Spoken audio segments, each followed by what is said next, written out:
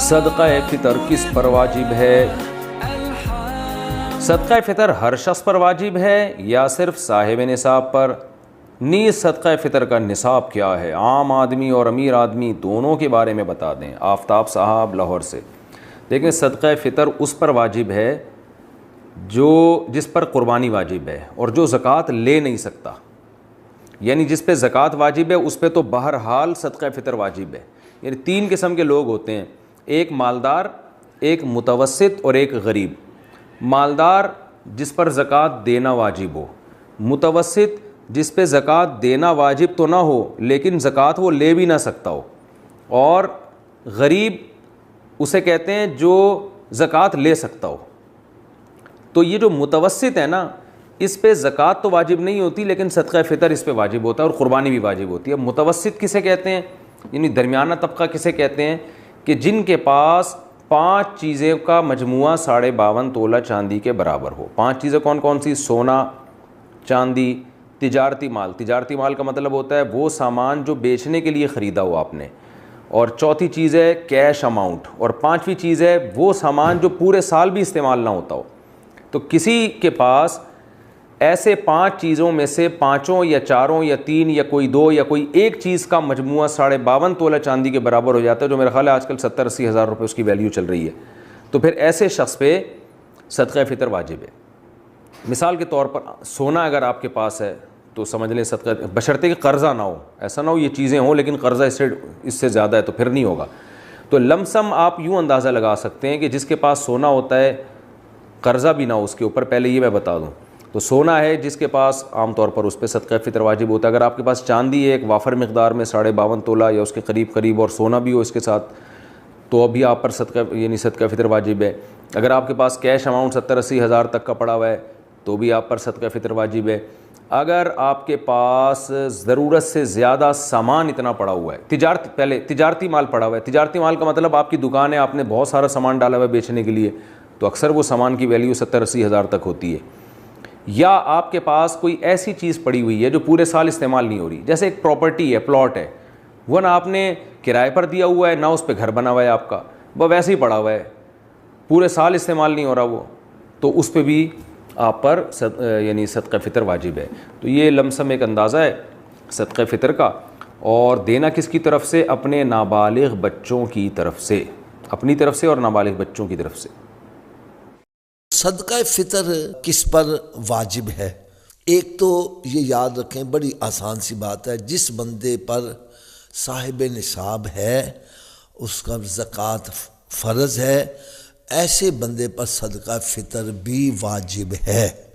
اور اس کے علاوہ صدقہ فطر اس پر بھی واجب ہے جس کے پاس سونا، چاندی، نقدی وغیرہ تو اتنے نہیں ہیں، لیکن اس کی ضروریات سے زندگی کا، جو ضروریات زندگی کا سامان ہے اس سے زائد سامان اتنا موجود ہے کہ اگر اس کو فروخت کرے تو وہ نصاب کو پہنچ جائے، ایسے بندے پر بھی صدقہ فطر ادا کرنا واجب ہو جاتا ہے۔ صدقہ فطر اپنے گھر کے تمام افراد کی طرف سے، وہ بالغ ہیں یا نابالغ ہیں، روزہ رکھتے ہیں یا نہیں رکھتے، ہر ایک کی طرف سے یہ صدقہ فطر ادا کرنا ہوگا۔ بلکہ اگر ایک بچہ عید سے پہلے پیدا ہو گیا ہے تو اس کی طرف سے بھی صدقہ فطر ادا کرنا ہوگا۔ صدقہ فطر کتنا ادا کرنا ہے؟ وہ بڑا آسان سا مسئلہ ہے۔ 2.25 سیر گیہوں، یہ اس کی جتنی قیمت بنتی ہے فی کس کے حساب سے، فی پر پرسن کے حساب سے اتنے پیسے دے دیے جائیں۔ اب آپ 2.25 سیر آٹے کی قیمت لگا لیں، جو آٹا آپ کھاتے ہیں، جو آپ استعمال کرتے ہیں، اگر آپ اچھی قسم کا آٹا کھاتے ہیں تو اللہ کے راستے میں اسی کی قیمت سے حساب سے 2.25 سیر کے حساب سے ایک بندے کی طرف سے اس کی مالیت وہ آپ نے ادا کرنی ہوگی۔ صدقہ فطر ادا کرنے کے لیے بہتر یہ ہے کہ آپ حضرات صدقہ فطر کوشش کریں کہ رمضان المبارک میں ہی ادا کر دیں۔ اس کے 2 فائدے ہوں گے۔ ایک تو فائدہ یہ ہے کہ رمضان المبارک میں جو بھی نیکی کی جائے اس کا اجر کئی گنا بڑھا دیا جاتا ہے، بعض میں تو 1,00,000 گنا بھی آیا ہے۔ تو اگر ہم رمضان المبارک میں صدقہ فطر دے دیں گے تو ایک تو ہمیں رمضان المبارک میں خیرات کرنے کا جو ثواب اضافی دیا جائے گا وہ بھی مل جائے گا۔ دوسرا یہ ہے کہ جب ہم کسی غریب آدمی کی مدد کریں گے تو ہو سکتا ہے اس کو کپڑوں کی ضرورت ہے، وہ کپڑے بنا لے گا، اس کو کھانے کی ضرورت ہے، کھانے کی اشیاء خرید لے گا۔ تو عید والے دن آپ اگر، ویسے تو اس کا ٹائم جو ہے عید کے نماز پڑھنے سے پہلے یہ صدقہ فطر ادا کرنا چاہیے، تو عید کی نماز سے پہلے آپ ادا کریں گے تو وہ ادا تو ہو جائے گا، لیکن ہو سکتا ہے کہ غریب آدمی کے وہ کما حق وہ کام نہ آ سکیں، وہ ہو سکتا ہے اتنی دیر میں وہ چیزیں جو لینا چاہتا ہے وہ نہ لے سکے۔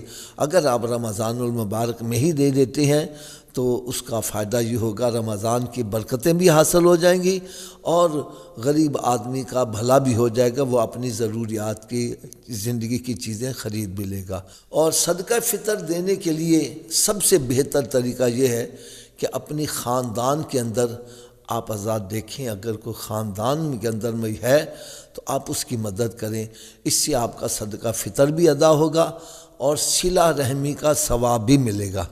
اور اگر آپ کو رشتہ داروں میں کوئی ایسا بندہ مستحق نظر نہیں آتا تو پھر اپنے محلے کے اندر دیکھیں، محلے کے اندر جو مستحق بندہ ہے اس کو آپ ان کی خدمت کریں۔ اور اگر محلے میں بھی نظر نہیں آتا تو پھر آپ ہمارے دینی مدارس ہیں ان کے اندر آپ دیکھیں، جہاں پر غریب طلباء پڑھتے ہیں تو ان کی حاجت پوری کرنے کے لیے صدقہ فطر ادا کیا جائے۔